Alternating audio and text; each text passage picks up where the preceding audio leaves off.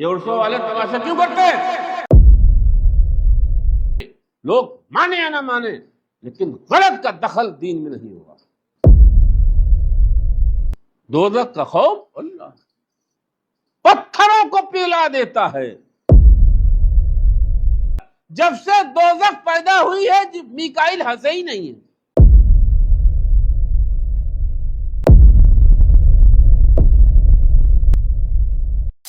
لوگوں کے اقرار یا لوگوں کے انکار کی وجہ سے دین میں کسی طرح کی تبدیلی نہیں کی جائے گی۔ لوگ نہیں مار رہے اس لیے طریقہ ہم یہ اپنا رہے تو غلط طریقہ نہیں اپنایا جائے، غلط چیزیں نہیں شامل کی جائیں۔ لوگ مانے یا نہ مانے تبدیلی کی اجازت نہیں ہے۔ وہ قبول کریں یا نہ کریں، وہ قبول کریں یا نہ کریں، غلط چیزیں دین میں شامل نہیں کی جائیں۔ یہ جو عرصوں والے تماشا کیوں کرتے ہیں؟ ارے لوگ نہیں آئیں گے، بھیڑ نہیں جمع ہوگی، لوگ آئیں یا نہ آئیں، لوگ مانے یا نہ مانے لیکن غلط کا دخل دین میں نہیں ہوگا۔ عالم ہو یا دائی ہو، مفکر ہو یا مفتی ہو، اس کو اسی پر قائم رہنا چاہیے جو خدا بند قدوس نے اسے تلقین کی ہے، جو نبی نے اسے بتایا ہے، اسی پر قائم رہنا چاہیے۔ اس لیے عالم کا، مفتی کا، مبلغ کا، مقرر کا، خطیب کا مقصد کیا ہوتا ہے؟ مقصد یہ ہونا چاہیے کہ خدا کے بندوں کو خدا سے جوڑنا ہے، خدا کے بندوں کو خدا سے جوڑنا ہے، اور اس میں طریقہ وہی اپنایا جائے جو خدا نے تلقین کیا ہے۔ لیکن آج مسئلہ کیا ہے؟ بس کسی نہ کسی طرح سے لوگوں کو اپنے حلقے میں شامل کرنا ہے، اس لیے غلط طریقے اپنائے جاتے ہیں۔ خدا سے جوڑنا مطلوب نہیں ہے، خدا کے بندوں کو خدا سے جوڑنا مطلوب نہیں ہے۔ کسی نہ کسی طرح سے لوگ ہمارے حلقے میں آ جائیں، ہماری جماعت میں آ جائیں۔ دوزخ کا خوف اللہ پتھروں کو پلا دیتا ہے۔ یہ حدیث پیچھے کئی مرتبہ گزر چکی ہے۔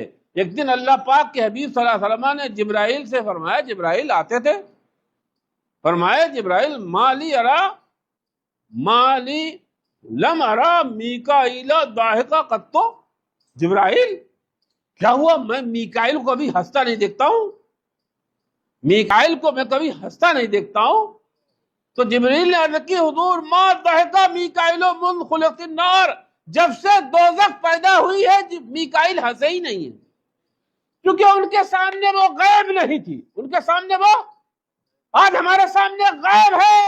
جب یہ غیب کے پردے ہٹ جائیں گے تو حق کا بقا رہ جائے گا۔ ابھی دوزخ اور ہمارے بیچ غیب کے پردے حائل ہیں، قیامت میں یہ پردے ہٹ جائیں گے۔ حَتَّى إِذَا فَتَحْنَا عَلَيْهِمْ بَابًا ذَا عَذَابٍ شَدِيدٍ إِذَا هُمْ فِيهَا مُبْلِسُونَ، جب ان پر ہم سخت عذاب کا دروازہ کھولیں گے تو عذاب دیکھ کے ہکا بکا، لیکن اب وقت نکل گیا۔ اس لیے دوزخ سے نجات کے لیے اور جنت میں قیام کے لیے قرآن کے قریب آنا ضروری ہے، قرآن کا مطالعہ ضروری ہے، قرآن کا پڑھنا، قرآن کا سننا ضروری ہے۔ اس کے بغیر ہماری طبیعت آمادہ نہیں ہو سکتی، اس کے بغیر ہمارا عقیدہ پاکیزہ نہیں ہو سکتا، ہمارا نفس ریاضت، عبادت، مجاہدے، قیام، ذکر، تلاوت کے لیے آمادہ نہیں ہو سکتا ہے۔ اور ذکر و تلاوت عبادت کے بعد پھر بتا دوں، یہاں پر آ کر بھی شیطان بعد میں ختم کر دیتا سب چیزیں۔ اعتماد کسی عبادت پہ نہیں، اعتماد کسی عمل پہ نہیں، اعتماد صرف اللہ کے کرم پر۔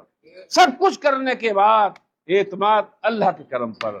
محتاج بن کے جانا ہے، فقیر بن کے جانا ہے، سب کچھ کرنے کے بعد اس کے دربار میں فقیری کا کاسا لے کے جانا ہے، کاسا گدائی لے کے، یہ نہیں کہ بڑی عبادت ریاضت کا سرمایہ لایا۔ خدا تک پہنچنے کے لیے، اللہ سے ملنے کے لیے، اعمال صالحہ کرنے کے بعد افتقار، عاجزی، عزت و نیاز لازم ہے، ضروری ہے۔ جز خضوع و بندگی و اضطرار. اللہ اکبر، اللہ اکبر.